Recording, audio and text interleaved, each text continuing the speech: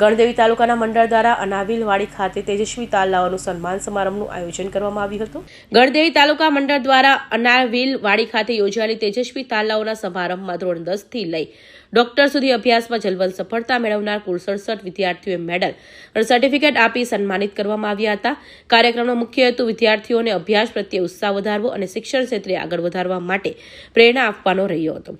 આ કાર્યક્રમમાં નવસારી કૃષિ યુનિવર્સિટીના નિવૃત્ત આચાર્ય રાજેન્દ્રભાઈ નાયક ઉપસ્થિત રહ્યા હતા।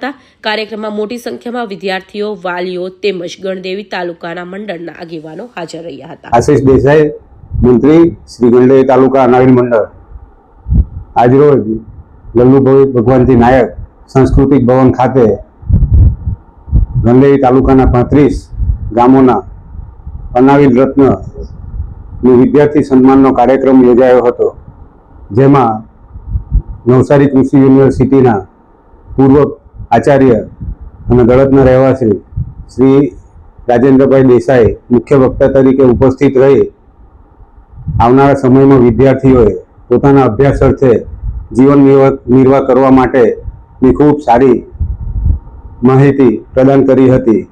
આજના કાર્યક્રમમાં સંસ્થા દ્વારા 67 વિદ્યાર્થીઓનું અભિવાદન કરવામાં આવ્યું હતું અને 25 જેટલા વિદ્યાર્થીઓને આર્થિક સહાય તેમજ અમલસાડ, ગણદેવી, ધમરાછા, ગંગોર અને એવા જે વિવિધ ગામો છે એ ગામોના વિદ્યાર્થીઓએ પોતાના પ્રતિભાવો રજૂ કર્યા હતા।